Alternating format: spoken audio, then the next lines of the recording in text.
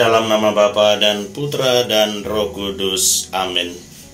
Ibu bapak, rekan-rekan muda, dan adik-adikku yang terkasih dalam Tuhan kita Yesus Kristus, bersama saya Romo Raffi Uran CSSR dalam renungan 25 Januari, Pesta Bertobatnya Santo Paulus Rasul. Mari kita awali permenungan kita ini dengan membaca bacaan yang diambil dari Injil Markus.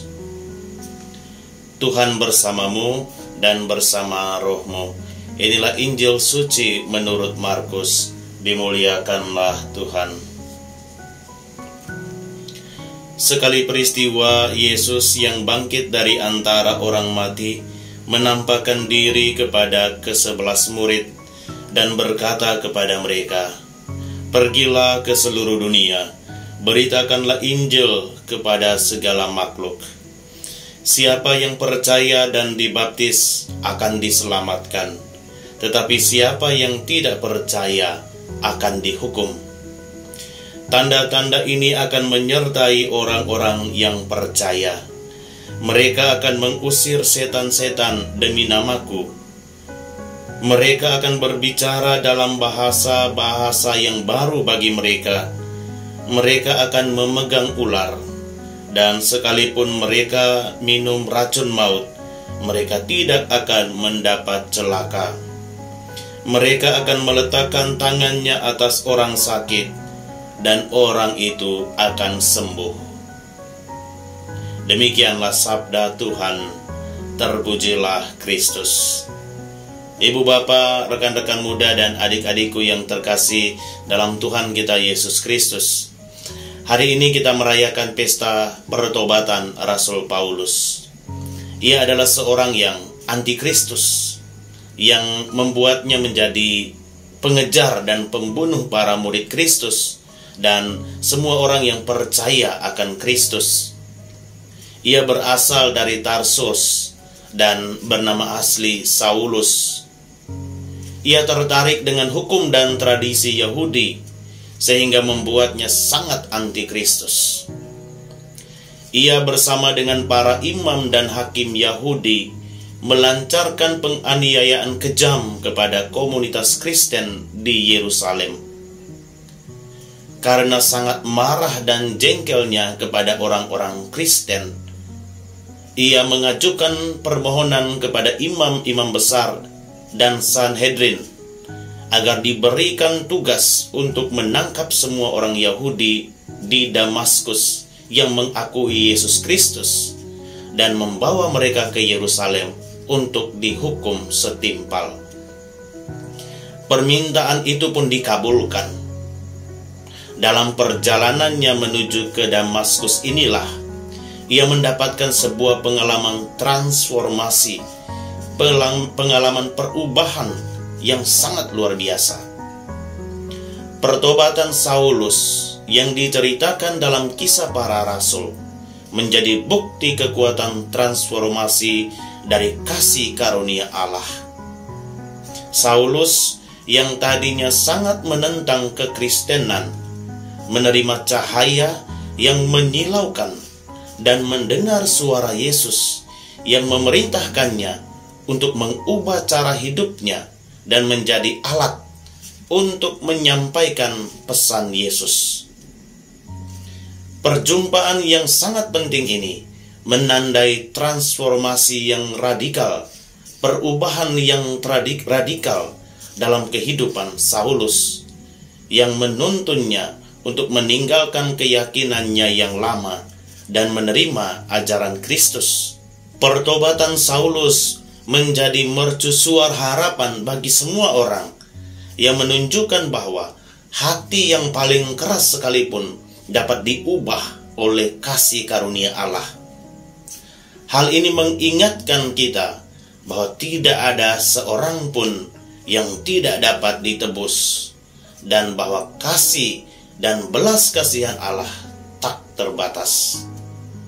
Saulus, seorang penganiaya orang Kristen yang bersemangat, mengalami pertobatan yang dramatis. Menjadi Rasul Paulus seorang penginjil yang tidak kenal lelah dalam mewartakan Injil Allah. Ibu bapak, rekan-rekan muda dan adik-adikku yang terkasih dalam Kristus, perintah Yesus kepada murid-muridnya dalam Injil hari ini untuk pergi dan memberitakan Injil kepada semua orang, mewujudkan semangat penginjilan. Panggilan ini, perutusan ini, bukan hanya tentang menyebarkan informasi, tetapi lebih dari itu, yaitu tentang membagikan kasih dan pengharapan transformatif yang dibawa oleh Kristus sendiri. Penginjilan pada intinya tentang memberikan kesaksian tentang kasih Kristus dan mengundang orang lain untuk memulai perjalanan iman yang baru. Kisah para Rasul dan Injil Markus mengingatkan kita akan kehadiran Kristus yang kekal dalam hidup kita, bahkan setelah kenaikannya ke surga. Perjumpaan Saulus dengan Yesus menunjukkan bahwa Kristus tidak terikat pada masa lalu, tetapi secara aktif hadir dalam kehidupan para pengikutnya dan juga hadir di dalam kehidupan kita setiap hari. Injil Markus yang kita dengarkan pada hari ini juga menyoroti kuasa nama Kristus untuk menyembuhkan dan mengusir setan serta membawa kehidupan baru. Kehadiran Kristus tidak terbatas pada pengalaman-pengalaman yang luar biasa. Kehadirannya juga dapat kita jumpai pada saat-saat biasa dalam kehidupan kita setiap hari. Kita berjumpa dengan Kristus dalam tindakan-tindakan kasih dan kebaikan-kebaikan yang kita berikan kepada orang lain, dalam belas kasihan dan keadilan yang kita perjuangkan, serta dalam pengharapan dan iman yang kita pegang teguh, meskipun harus menghadapi tantangan. Kedua bacaan pada hari ini memberikan refleksi yang sangat mendalam untuk kita tentang kuasa anugerah yang transformatif, yang mengubah, dan panggilan untuk penginjilan di dalam dunia saat ini. Bacaan-bacaan dan kisah hidup Rasul Paulus ini mengingatkan kita bahwa kita semua mampu melakukan transformasi, mampu melakukan perubahan, bahwa kita semua dipanggil untuk membagikan Injil kepada semua orang. Dan Kristus yang selalu hadir memberdayakan kita untuk menjalani hidup yang penuh kasih, pengharapan, dan pelayanan.